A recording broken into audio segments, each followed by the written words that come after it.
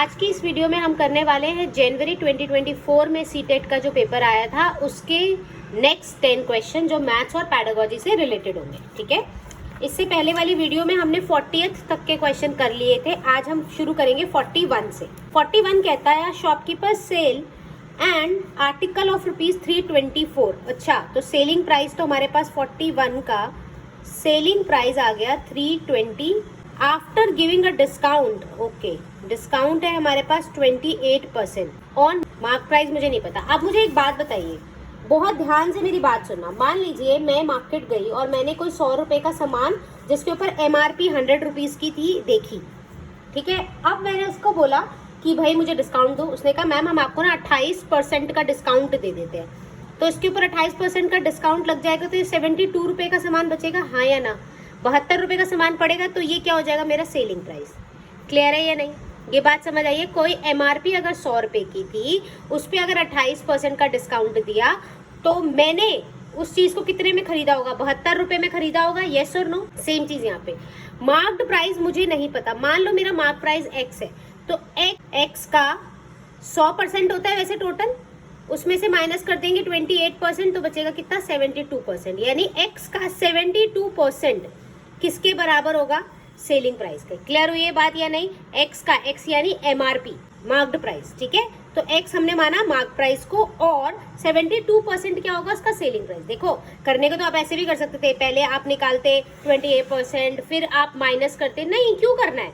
जब मुझे पता है 100% है मेरा मार्क्ड प्राइस, डिस्काउंट है मेरा 28%, तो सेलिंग प्राइस क्या होगा? सेलिंग प्राइस क्या होता है? इसका डिफरेंस होता है, और वो क्या था? 72%। तो मैं डायरेक्टली मार्क्ड प्राइस का क्या निकालूंगी? 72%, विच इज इक्वल टू 324। तो ये क्या हो जाएगा? X equal to 324 divided by 72 into 100। Clear है? X की वैल्यू कितनी आ जाएगी? 4। यानी कि मेरा मार्क्ड MRP कितना रहा होगा? 450। ओके, एक चीज तो मुझे पता चल गई। अब आगे क्या मांगा है? मार्क प्राइस पता है, सेलिंग प्राइस है मेरा 320। ओके, चलो अब आगे देखते हैं क्वेश्चन क्या कहता है। The cost price of article is 300। Okay, cost price मेरे पास कितना है? 300 का कॉस्ट प्राइस है मेरे पास 300। चलिए ठीक है। If the sell the article by giving 18% discount on in same marked price, अगर वो 18% का क्या देता? तुम्हें डिस्काउंट देता, तो तुम्हारा प्रॉफिट परसेंटेज बताइए। ओके, जो मुझे उन्होंने 28% का डिस्काउंट दिया, वो अब कहता है कि अगर मैंने आपको 18% का दिया होता डिस्काउंट, तो आप बताइए आपका सेलिंग प्राइस क्या होगा। देखो, उसने बोला है प्रॉफिट बताओ। प्रॉफिट हम कैसे बता सकते हैं? जब मुझे सेलिंग प्राइस पता हो और कॉस्ट प्राइस पता हो। सेलिंग प्राइस और कॉस्ट प्राइस पता होगा तभी हम काम निकाल सकते हैं प्रॉफिट। तो सबसे पहले मैं क्या करूंगी? यहाँ से निकालूंगी सेलिंग प्राइस। कैसे निकलेगा? वही 100 में से माइनस कर दो 18, 82। मार्क्ड प्राइस का 82% जो होगा वो मेरा क्या हो जाएगा? नया सेलिंग प्राइस। ठीक है जी। और मार्क्ड प्राइस कितना है? 450 into 82 divided by 100 which is equals to selling price. Clear? Selling price कितना आ गया आपका? एक सेकेंड, 369 रुपीज का क्या आ गया मेरे पास? सेलिंग प्राइस आ गया। अब मुझे फाइनली निकालना है प्रॉफिट। कैसे पता चलेगा? देखो, सेलिंग प्राइस था मेरे पास 316 और उसका कॉस्ट प्राइस था 300, तो मेरे पास प्रॉफिट कितने का हो गया? 69 रुपीज का। और उसने बोला प्रॉफिट परसेंटेज बताइए, और प्रॉफिट परसेंटेज कैसे निकलता है? Profit into 100 divided by cost price. तो प्रॉफिट 69 इंटू 100 और कॉस्ट प्राइस कितना है तुम्हारे पास? 300, यानी 23% का उसको ओवरऑल क्या हुआ? फायदा हुआ। क्लियर है या नहीं? Very important question, very important question. Next, तो इसका आंसर क्या हो जाएगा? C part. इसका आंसर हो जाएगा सी पार्ट, 41 का सी। अब देखते हैं 42 क्या कहता है। The product of to rational number is -40/3 if, पहले अच्छा, product of to rational number, एक नंबर ले लेती हूँ मैं A/B, दूसरा ले लेती हूँ मैं P/Q। इन दोनों का प्रोडक्ट है -40/3। जो बोल रहा है वैसे करेंगे। If one of the to number is -5/2, चलो जी इसको मान लेते हैं -5/2 विच इज इक्वल्स टू -40/3। अभी देखते हैं, माइनस से माइनस कट जाएगा, कितना आ जाएगा? P/Q is equals to 16/3। Okay, आगे क्या बोल रहा है? Then the reciprocal of other number lies between. Okay, अब इसका रेसिप्रोकल कर दो, q by p, that means 3/16। ये अब कहाँ लाई करेगा, आपको इनमें आंसर देना है, डिवाइड कर करके देखना पड़ेगा, आंसर आएगा इसका बी 42 का। नेक्स्ट 43, क्वेश्चन नंबर 43 कहता है A class 6 mathematics teacher posed the following problem to her student. In a morning walk, 3 persons started together. Their steps measure 70 centimeter, 85 centimeter, 95 centimeter respectively. What is the minimum? Okay. Minimum distance each should walk so that all can cover the same distance in complete steps. Which of the following concepts would be required to solve the given problem? तो इसको solve करने के लिए क्या use होगा, देखो minimum की बात कर रहा है, मिनिमम किस में यूज किया है, एचसीएफ में, एलसीएम में। अब आप अपने आप दिमाग बताओ मुझे, दिमाग लगा के, कि मिनिमम में यूज करते हैं, मिनिमम में एचसीएम यूज होता है या एलसीएम यूज होता है। लीस्ट कॉमन फैक्टर किस में यूज होता है, मिनिमम में। अगर आपको किसी भी वर्ड प्रॉब्लम को पढ़कर आपको दिखाई दे रहा है कि वर्ड मिनिमम मैं कंक्लूड करके निकाल पा रही हूँ, तो वो एलसीएम होता है। और अगर वर्ड यूज हो रहा है मैक्सिमम, वर्ड मैक्सिमम आप निकाल कर कंक्लूड कर पा रहे हैं, तो एचसीएफ आपको निकालना होता है। हम यही सिखाते हैं क्लास में। तो इसका ऑप्शन हो जाएगा एलसीएम, दैट इज 43 का बी। 43 का आंसर आ जाएगा बी। क्लियर है? चलो नेक्स्ट देखते हैं। 44 कहता है a student was given the following problem on a percentage to solve. Find the percentage of decreases if the population of the city decreased from this to this. Okay, she wrote the following solution. Original population बिल्कुल ठीक लिखा है, new population बिल्कुल ठीक लिखा है, and उसने आगे लिखा percentage decrease equal to 26,500 divided by 28,000 into 100% which is equals to this. Oh, अब यहाँ गलती कर दी बच्चे ने। Which of the following is most appropriate with the respect to response of the student. Okay, a student is able to understand the concept of percentage but is not able to understand percentage of which quantity is to be found। बिल्कुल correct है। आगे तो मुझे पढ़ लेते हैं, लेकिन ये बिल्कुल ठीक है कि उस बच्चे को परसेंटेज का कंसेप्ट तो पता है, लेकिन उसको ये नहीं पता कि कौन सी क्वांटिटी के ऊपर आपको परसेंटेज कैलकुलेट करना है। ए पार्ट मुझे लग रहा है, अभी और पढ़ लेते हैं। Student has solve the question correctly but has used wrong symbol in the solution. बिल्कुल भी नहीं, परसेंटेज मल्टीप्लाई सब कुछ बिल्कुल ठीक लगाया बच्चे ने। Student does not know the concept of percentage. नहीं, बिल्कुल भी नहीं, उसको परसेंटेज का मीनिंग बिल्कुल पता है। Student has made a careless mistake. नहीं, ये केयरलेस मिस्टेक नहीं है, कोई सिली मिस्टेक नहीं है। तो ऑप्शन मेरे हिसाब से क्या होना चाहिए, ए होना चाहिए। तो 44 का आंसर आ जाएगा ए। 44 का आंसर आ जाएगा ए। 45 the difference between two supplementary angles. तो x माइनस वाई कितना कह रहा है, वो डिफरेंस बोला है, ठीक है, 20 डिग्री। और मुझे पता है sum of the two supplementary angle is 180। Okay, if the smaller of these angle is p। अच्छा, छोटे वाला उसने p दे दिया, तो इसको मैं लिख सकती हूँ x minus p is equals to 20 degree और x plus y equals to 180 degree. Right, elimination लगा दूं, ये भी p है, सॉरी, या जाएगा माइनस का 2p या माइनस का 160, 80। p की वैल्यू कितनी आ गई, 80। ओके, तो स्मॉलर एंगल तो मेरे पास 80 आ गया। कह रहे then the value of 3p minus 50 degree. तो 3 into 80 minus 50, 240 minus 50 that is 190 degree. ये एलिमिनेशन मेथड तो आता है ना, अगर नहीं आता हो तो प्लीज मुझे कमेंट कर देना, फिर मैं एक छोटा सा वीडियो बना के डाल दूंगी इसका। ओके, तो आंसर आ जाएगा हमारा डी। 45 का आंसर हो जाएगा हमारा डी। क्वेश्चन नंबर 46 कहता है x varies inversely as y। Okay, inversely proportional पता ही होगा सबको, मैथ्स के स्टूडेंट हो। When x is equal to 3.5 then y is equal to 2.4। सबसे पहले मैं इसको इक्विवेलेंट बनाऊंगी, तो इक्विवेलेंट बनाने के लिए क्या करते हैं, हम किसी कांस्टेंट से मल्टीप्लाई करते हैं। ये इक्विवेलेंट हो गया। ओके, अब इन्होंने मुझे ना x की वैल्यू दी हुई है, x की वैल्यू कहता है 3.5 रख लीजिए, y की बोलता है 2.4 रख लीजिए।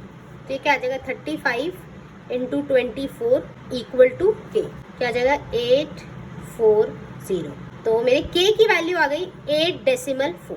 ओके, अब आगे क्या मांगता है, चलो जी पहले लाइन से तो पढ़ लिया। Then what is the value of y when x is equals to this। Okay, पहले तो मेरा क्वेश्चन ये था, ठीक है जी। अब ना वो वैल्यू चेंज कर रहा है। पहले तो उसने वैल्यू दी हुई थी मुझे वाई एक्स की 3.5, अब कह रहा है 5.6 रख लो, तो रख लो 5.6 इक्वल टू के की वैल्यू आई है 8.4 डिवाइडेड बाय वाई को इधर भेज देते हैं। अब इसको काटेंगे तो वाई की वैल्यू कितनी आ जाएगी 3/2 दैट इज 1.5। देखें जरा एक बार, yes B is the answer. 46 का आंसर क्या हो जाएगा बी। उसने क्या बोला, उसने कहा x varies inversely as a y, तो हमें ये पता है रेसिप्रोकल इनवर्सली ऐसे करते हैं और उसको इक्वल करने के लिए हमें किसी कांस्टेंट से मल्टीप्लाई करना होता है, तो x equal to k by y हम इसको ऐसे लिखते हैं, ठीक है जी। अब उसने मुझे वैल्यू बोली कि x की वैल्यू रख दो 3.5 रख दी, y की बोली 2.4 रख दी, क्रॉस मल्टीप्लाई करा k की वैल्यू आ गई। हमारा काम यहाँ खत्म नहीं हुआ। उसने कहा अच्छा अब ना मैं वैल्यू चेंज कर रहा हूँ। उसने क्या करा x की वैल्यू चेंज कर दी 5.6 कर दी, तो अब सॉल्व करके तुम्हें y की वैल्यू निकालनी है, तो y की वैल्यू आई 1. क्लियर है। 47 Which among of the following is learning teaching resources are most appropriate for visually challenged? Okay, visually challenged students के लिए, students in mathematics classroom. Okay, GeoGebra, Taylor's abacus, computers, spreadsheets. देखो बहुत ध्यान से समझना मेरी बात।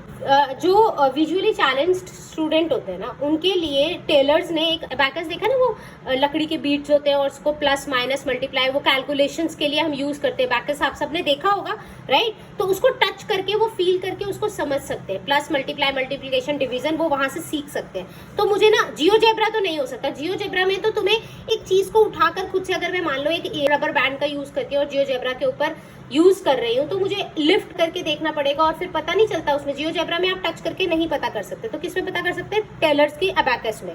Computer, yes computer. आजकल आपने देखा होगा टेक्नोलॉजी इतनी आगे बढ़ गई है, उन्होंने स्पेशली विजुअली चैलेंज्ड लोगों के लिए स्पेशल टाइप के एप्स और कंप्यूटर फैसिलिटीज बनाई है जिसमें, और वो उसको टच करके अच्छे से समझ सकते हैं, छोटी चीज पे वो आपको फीडबैक देता है। तो मेरे हिसाब से टेलर और कंप्यूटर होना चाहिए। ऑप्शन देखते हैं बी और सी कहाँ पर है, ये रहा। 47 का आंसर हो जाएगा सी। 47 का आंसर क्या हो जाएगा तुम्हारा? सी, कंप्यूटर और abacus. National policy 2020 recommends that sports integrated pedagogy need to be used in classroom teaching. Which among the following are correct in the context of using sports integrated pedagogy in mathematics? Teaching learning process shall become joyful. हाँ, yes, ये दिमाग में रखा जरूर गया होगा। तो पहला मुझे लग रहा है it is not possible to use sports for teaching mathematics. नहीं, ये गलत है, टीचिंग यूज किया जा सकता है। It will be time consuming hence need to be avoided. नहीं, ये हम कैसे कह सकते हैं? टाइम कंज्यूमिंग है और तो इसका मतलब हम उसे कराएंगे? नहीं, ऐसा नहीं होता। Apart from popular sports there are the many indigenous sports which can be used in teaching mathematics. Yes, हम यूज कर सकते हैं। आप लोगों ने देखा होगा हम लोग कई बार कुछ एक्टिविटी, जैसे मुझे बच्चों को फैक्टराइजेशन सिखानी है, इंटीजर्स सिखाने हैं, या मुझे बच्चों को कैलकुलेशन सिखानी है, मुझे बच्चों को HCF LCM सिखाना है, तो इसके लिए हम यूज कर सकते हैं बच्चों को ग्राउंड में ले जाकर स्पोर्ट्स एक्टिविटी कराकर, राइट। तो मेरे हिसाब से ए और डी जिसमें होगा वो मेरा आंसर होगा सी। 48 का आंसर क्या आने वाला है मेरा? सी आने वाला है। क्लियर है। नेक्स्ट क्वेश्चन है the area of the curved surface area of right circular cylinder is 4400 centimetre square. Okay, कहता है curved surface area of cylinder, curved surface area of cylinder क्या होता है? 2 पाई आर एच। तो 2 pi R H is equals to 4400। Okay, आगे। And the circumference of the base. Okay, circumference दे दिया भाई 2 pi R. 2 pi are is equal to 110। यहाँ से तो डायरेक्ट एच की वैल्यू निकल गई। इसकी जगह देखो, इसकी जगह मैं 110 रख दूं।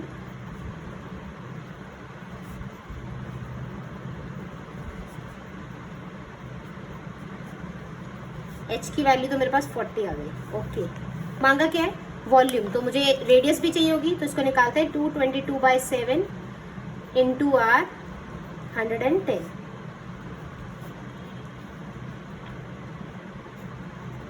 हो जाएगा आर की वैल्यू हो जाएगी 35/2। आर ये है, एच ये है, वॉल्यूम पूछा है, volume of cylinder which is equals to pi r square h. 22/7 r कितना है? 35/2 इंटू 35/2 इंटू एच। एच कितना है तुम्हारे पास? 40। क्या आ जाएगा 11, क्या आ जाएगा 20।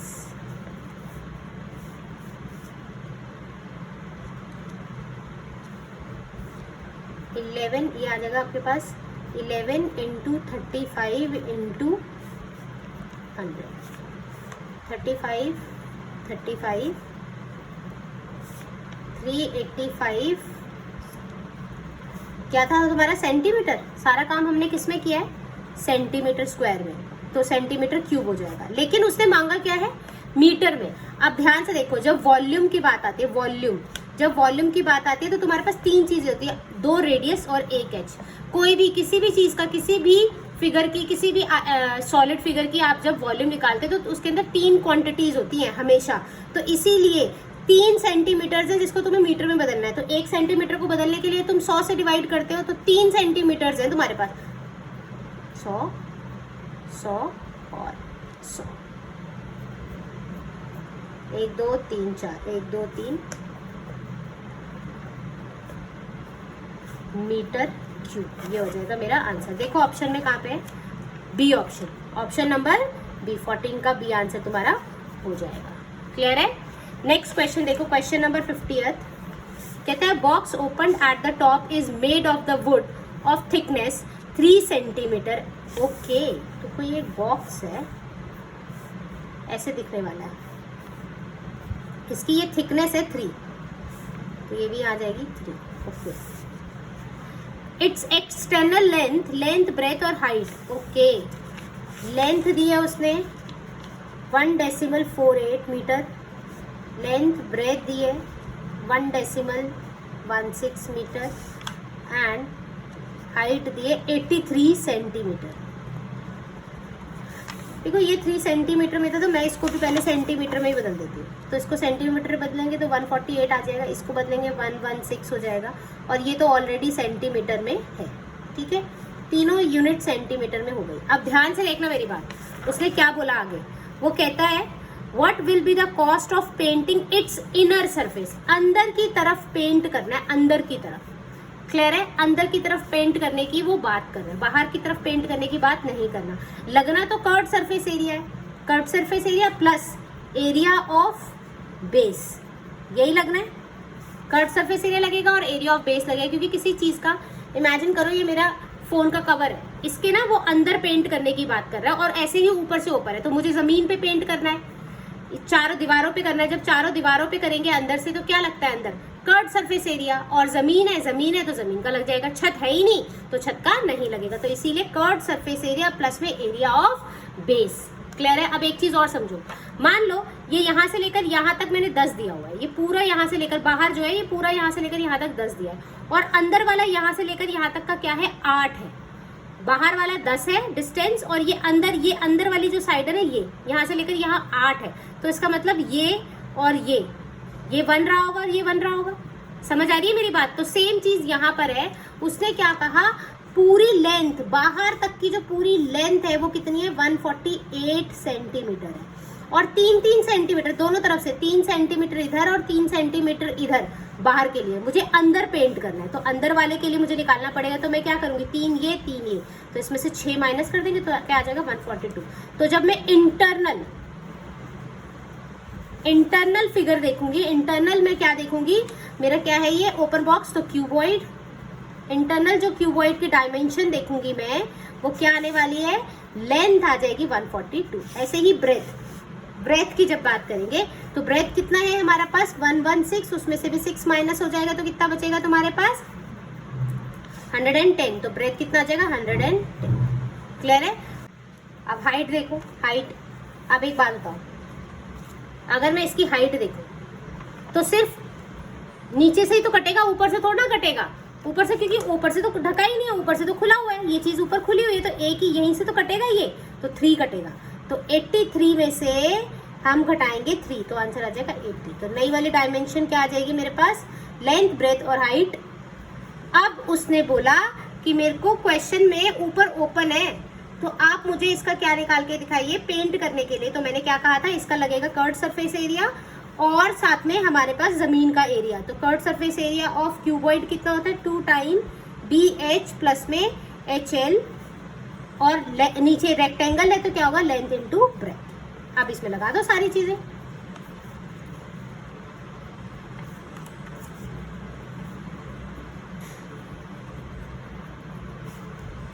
प्लस में लेंथ इंटू ब्रेथ 142 इंटू 110, ये सारा सॉल्व होएगा। 142 को 11 से मल्टीप्लाई करेंगे,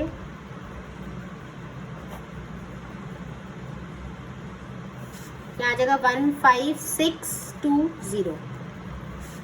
142 को 8 से करेंगे,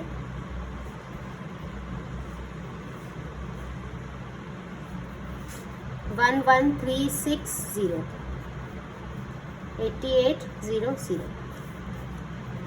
ऐड कर लेते हैं, 0 6 1 10 इंटू 2 प्लस में 15620। इसको और इसको सॉल्व करेंगे, 0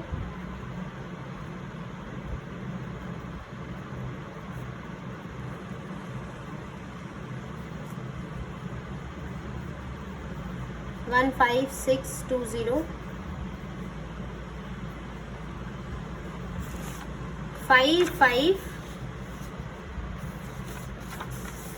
अब आया हमारा 55940। हमारा काम सेंटीमीटर में चल रहा था, क्यों। अब क्या मांग रहा है आगे, ओहो आगे उसने मीटर में मांग लिया। अब इसको कन्वर्ट करेंगे, अपने आप करिए अभी, ठीक है। इसको कन्वर्ट करेंगे और मल्टीप्लाई किससे कर देंगे, 150 से। तो आपका आंसर आना चाहिए 50th का आंसर है हमारा बी आंसर आना चाहिए। तो ये प्लीज अपने आप ट्राई कर लेना, 50th का आंसर आना चाहिए बी। क्लियर है, आज के लिए काफी है।